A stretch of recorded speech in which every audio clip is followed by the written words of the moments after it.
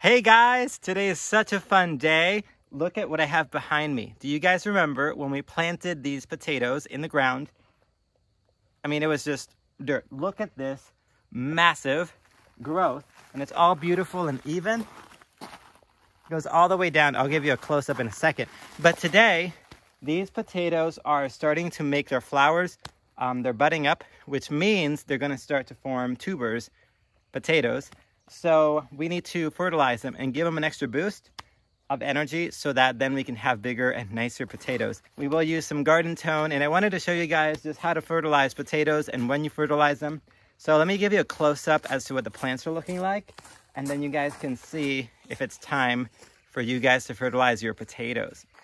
Okay guys, so check this out. Look at the growth on these beautiful potatoes. I mean, I'm just gonna back up here a little bit so you can see the mass of potatoes.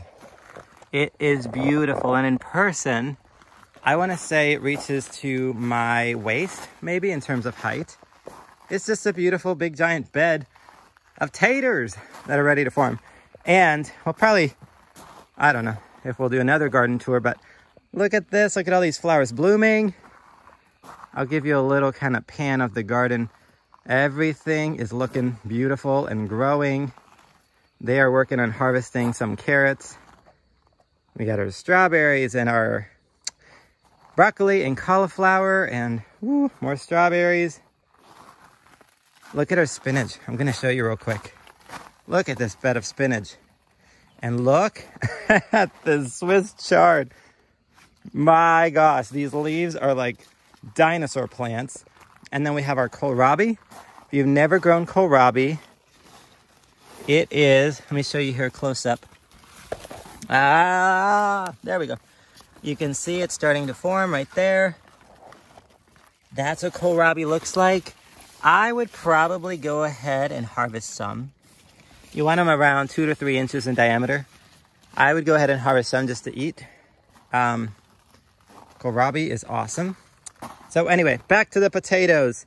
Here you can see these buds. The potatoes are starting to bloom, which means they will start to produce the tubers. And we need to go inside the plants at the base, down here, and go ahead and sprinkle garden tone everywhere. So I wanted to take you along and show you that. I don't know if you guys remember when we planted these, we put biotone in the ground. So this is compost and biotone and a lot of good food, which is why they look this big. And we have been watering them about once a day, usually. If we miss a day here and there, but for the most part, we've been trying to get about once a day. So let me go ahead and rip this bag open so that we can start sprinkling the fertilizer. While I open the fertilizer, Luke wants to show you what the carrots are looking like. Look at that. That's about, I don't know, that much growth. But we're still picking some and just snacking on the little ones. Yeah, because even though they're little, you can still fit them when they're close, because that way you get big carrots. That's right. Okay guys, so I'm taking this right here and I am just gonna scoop up a little bit of fertilizer. And forewarning, a lot of these organic garden tones and all the tones, yeah, they don't smell that great, but man, do they work. Look at that. So let's do a little close up here. You can see here, I'm gonna pull up the foliage. You can see right here is the base of this plant, this one plant. There you go. So I'm gonna go ahead and sprinkle, about maybe 1/4 cup, I'm guessing. But I mean, if the plant doesn't use it, it'll stay there for the next planting. So you can't really overdo it when it comes to organic fertilizers. With chemical, you can absolutely overdo it. So I'm gonna put about that much per every potato plant right here. And I'm not being too particular or too picky, because even if I don't get it exactly right, once I water, it'll just settle in. But you want some on top of that soil right there. And the nice thing about having something planted so closely is I have pretty much no weeds, because the weeds can't compete with the potatoes. So I'm gonna go ahead and fertilize all of this, and then I'll give you a brief tour.